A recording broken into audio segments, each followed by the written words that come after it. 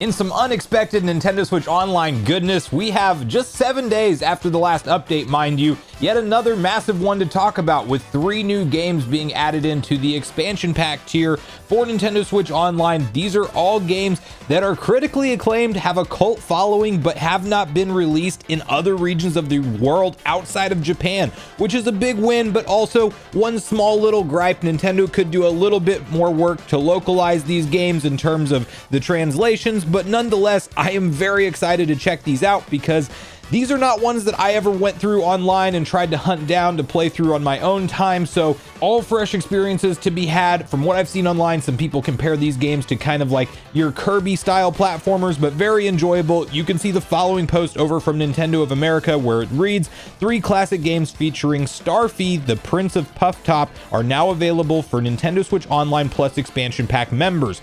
So 1, 2, and 3 are all available. We're gonna hop into some gameplay and have a broad conversation about whether or not we should expect 1 tier update per month, because so far right now, Nintendo the last few months has been on a streak of updating both the base tier service with some kind of notable update and the expansion pack tier, and that is something I very much hope we see continue. So we'll dive into all of that. Before we do, make sure you like, subscribe, and turn on your bell notification to join Sunbro Nation if you're new here. And with that, we'll hop right over to some Starfy gameplay. All right, so fresh into the Game Boy Advance app. I'm pretty pumped to check out these games, not gonna lie. Just from the trailer that you guys saw at the beginning of the video, and then also what I saw, that exact same trailer when these games dropped, I'm really pumped to check them out. I think we're gonna hop into 2 and spend most of our gameplay time in that. From the little bit of research I did on these games, 2 is the one that definitely sold the best. Doesn't necessarily mean that that's the best one, but it was the height of the popularity. As you can see, 2003 Nintendo slash, I don't know if you would say that Tosi. You guys can correct me on what that developer is in the bottom, but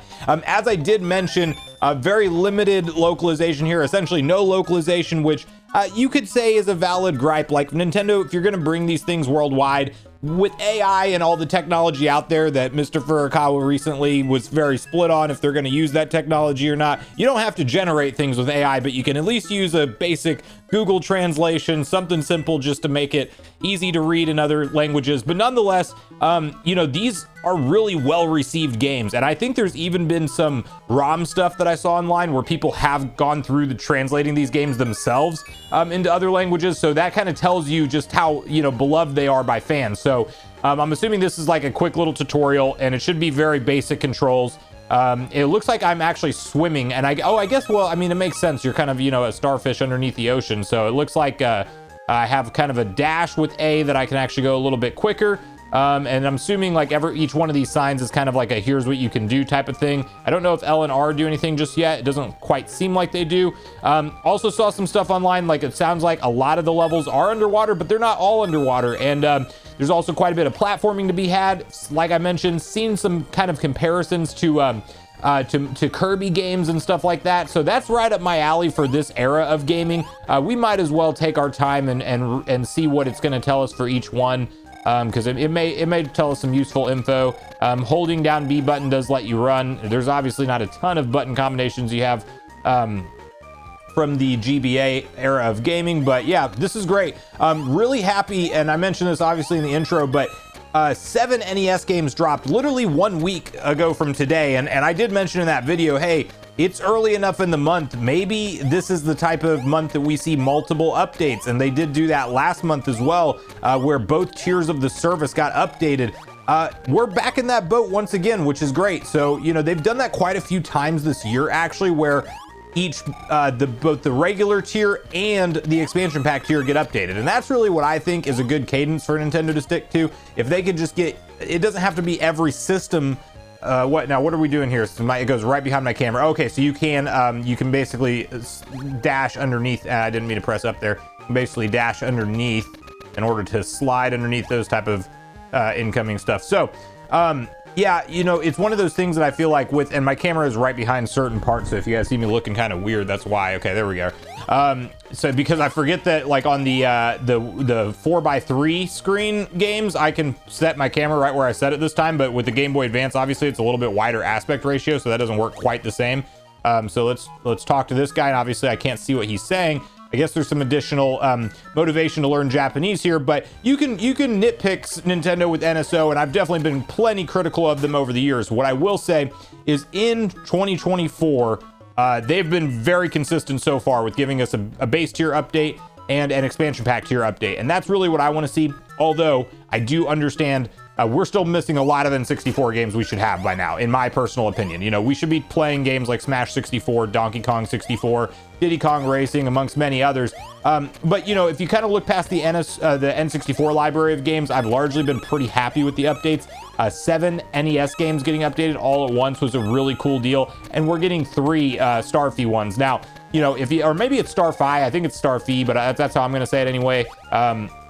You know, obviously there's some people that have probably played the ROMs for these games and maybe enjoyed them, you know, or maybe you even imported them if you're like a collector and everything. But for the most part, these are going to be some throwback GBA experiences that you can have for the first time. And although you're not going to be able to really necessarily know what's going on in the story so much, you can whip out your phone and do like some like live Google Translate. I know that's a thing you can do with just the camera on any phone nowadays. So if you want to get into the lore, you can. But you know, games from this era, you're really playing them obviously more for the fun gameplay mechanics and enjoyment. So we have 3 of these to get through. So I'm just excited that we got that update. And again, if it comes down to 1 tier per month, which also, you know what, this is the expansion pack, and yes, GBA is part of the expansion pack, but if you really stop and think about how long it's been since we've gotten a Sega Genesis update, that's looking even worse than the N64 right now. So why Nintendo drip feeds certain consoles way more than others, I don't know. Maybe there's a disagreement with Sega on which games they want to come to the service and which ones they don't. And I will say this, there's definitely more text, and it could just be the beginning of the game because they're teaching you stuff. There's more dialogue than I expected in this game for just straight up not to be localized. But I guess Nintendo did really feel like, oh, you know, no, it doesn't need to be localized. Like you'll figure it out, you know. That's definitely the route that they went for. But seeing how much stuff is being explained to you that you're not able to read unless you can read Japanese, Nintendo could go through the effort of localizing, and I do think that's one valid gripe, that they should at least put that level of effort in there when it's a paid subscription service. That said, I don't think these have any kind of like online component. Like obviously whenever we're talking about NSO games, that's another way you get added value with them, is that you do have the ability to play them online. If there's any kind of multiplayer component, I would assume this doesn't have any multiplayer component. But just now that I'm kind of going through a little platforming section, you know, a little bit more uninterrupted, I will say that the controls feel very responsive. They feel how you want them to in a 2D side scroller action and adventure game, I guess is what you'd call this. Well, if they play exactly like how you would want them to. So again, here's some more dialogue. Who knows what's being said right now? I will say this too. I noticed like this character, I think, made some kind of cameo in the Mario and Luigi series, if I'm not mistaken, if I read that right online. I did not recognize them, but now that I'm looking at them a little bit closer, I may have seen them somewhere in Nintendo's history. Let me know if you guys have, like, if you have any more backstory or information on this Starfy character. And then also, and is it Starfy or Starfi? I think it's Starfy, but I could be wrong. I mean, I'm very open to being corrected here, as I really don't know much about this franchise at all.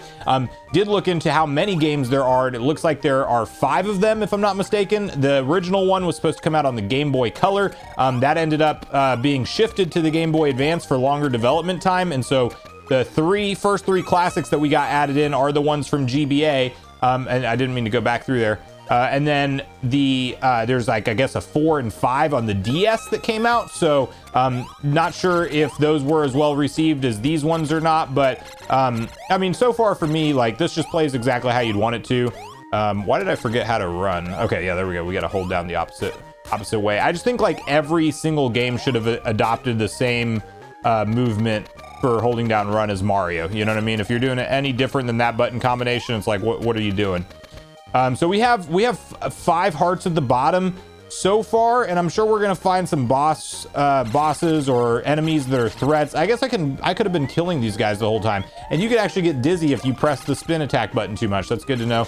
I'm assuming I can take damage here, but I haven't yet, which does make me also question like where the threat level is in this game. Okay, so I popped his bubble. And again, not sure what we're talking about. I wonder if this is like a guy that I can buy stuff for. You know, it might, if you don't have any experience with these games, it might be worth having that phone live translation thing in your back pocket. So, just a heads up on that. Now, there is the quick conversation to be had. Might we see Nintendo do something crazy and unprecedented this month and actually give us more another update in July? Because if you look at the calendar, we're not even halfway through the month yet. We have 2 NSO updates on different tiers of the service. I am not anticipating that. I think Nintendo's going to continue to drip feed this stuff out as long as they can, essentially. But because they've been ramped up to new levels recently, it's not out of the realm of possibility. Like if they started to do, like, let's say, pick a few systems and update a few systems each month, that would be pretty cool.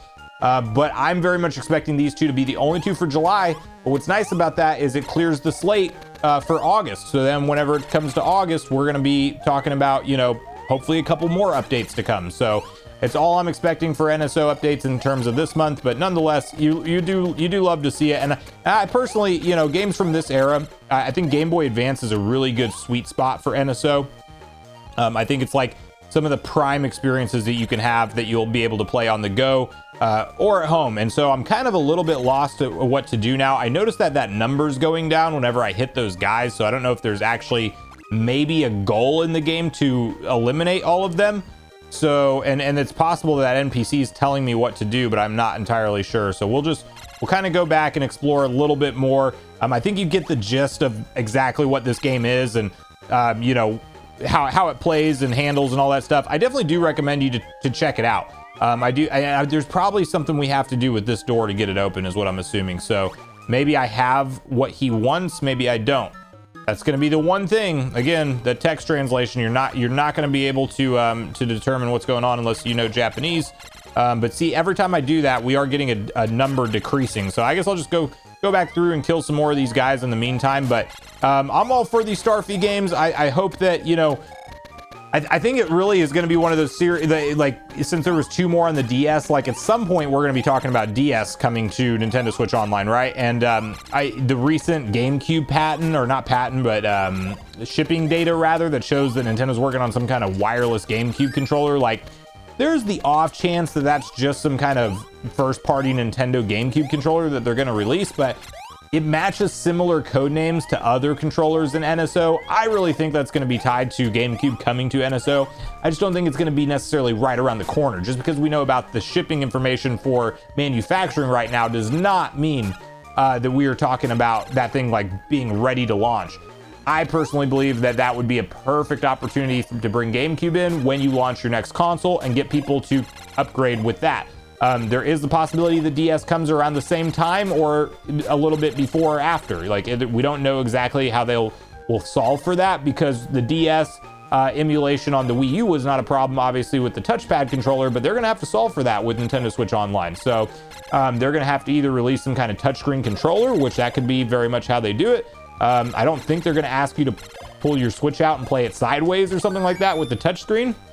Looks like that number thing was indeed what we needed to do to progress, because as soon as I hit that to 0, it immediately came out here, and maybe he has different dialogue. Yes, and he opened that door. So you learned something with me together. You do have to actually take care of those guys. I did not know that was part of the efforts here that you go through in order to progress the game. Okay, I got to remember to stop spinning so much, because I'll like press it to hold it, but then I'll keep pressing it, and you definitely don't want to do that. So we might as well, we're like right at the tail end of this level, I'm assuming. So I'm going to see what happens when we get up to this treasure chest. This is probably maybe taking us into the next level. I can't remember if that's exactly what we hit last time when it went back to the main map. Probably was. Yep. So you have, your classic overworld style progression. This is good stuff. Fun game. This is only number 2. You have 3 different ones to check out. Let me know in the comments down below if you're familiar with this franchise at all. If you're excited to hop into it, maybe for the first time. What do you think from the gameplay you've seen online and some of the stuff you've seen from people maybe recommending it or not?